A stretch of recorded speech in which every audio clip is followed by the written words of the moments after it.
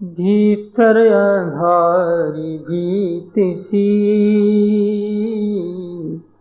बाहरी उगा भान। भीतर अंधारी भी, बाहरी उगा भान। जन दरिया के कार्य कहा, जन दरिया के कारज कहा। भीतर बउली हाँ, भीतर बउली। सीखत ज्ञानी ज्ञान गम, करे ब्रह्म की बात। दरिया बायर चांदना, भीतर काली रात। बोलो राम।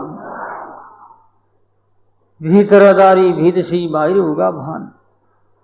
भीतर में अंधेरा है और बाहर सूर्य उदय। एक ही सूर्य कोटि कोटि सूर्यों का प्रकाश है। तो महाराज सिख कहते हैं कि बाहर से कितना ही सूर्य है पर अंधेरा अंधेरा है तो भाई हानि घाटा है, लाभ नहीं। इसका मतलब क्या? इसका मतलब यह, जब हम एक पक्ष में जाते हैं,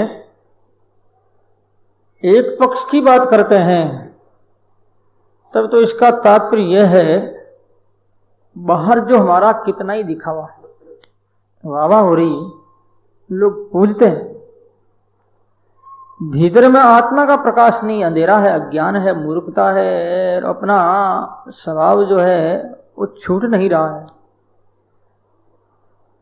तो बाहर के दुनिया के प्रशंसा से कोई फायदा नहीं और बाहर के प्रकाश से कोई फायदा नहीं। जब तक हृदय में प्रकाश नहीं हो जाएगा, ये पक्ष एक आध्यात्मिक यानी एक प्रशंसा भौतिक पक्ष है, और आध्यात्मिक पक्ष में यह है बड़े बड़े ऋषि लोग कुछ पढ़ाई नहीं की, संत कबीर कुछ पढ़े लिखे नहीं थे, मीरा कुछ पढ़ी नहीं थी, लेकिन अंदर में इसके प्रकाश हो गया साधना करने से किताबी ज्ञान भले नहीं हो, लेकिन बड़े बड़े पंडित भी, विद्वान भी ऐसे महान पुरुषों के चरणों में गिर करके यह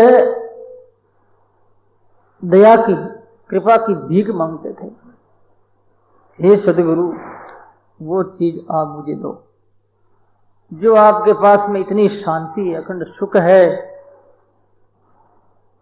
जिसके जीवन में शांति और सुख है भाई, इससे और ज्यादा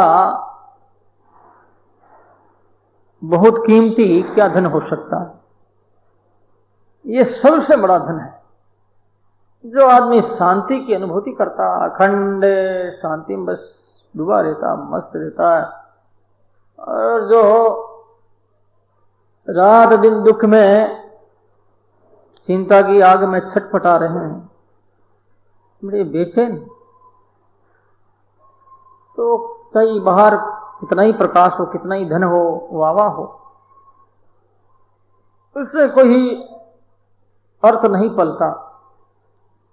तो आध्यात्मिक पक्ष में हम लेते हैं तो अंदर जो है ज्ञान होना चाहिए, बाहर से भली पुस्तक का ज्ञान मत हो, कोई जरूरी नहीं, और बाहर से कितना ही विद्वान हो, अंदर ज्ञान है, परमात्मा की कृपा नहीं है, तो बाहर का ज्ञान काम नहीं करेगा। भीतर अंधारी भीत सी, बाहर उगा भान।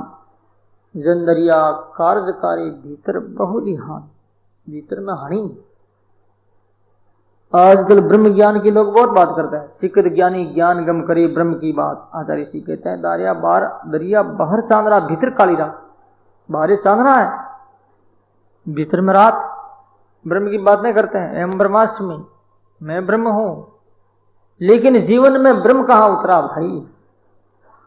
हृदय में ब्रह्म प्रकट कहां हुआ?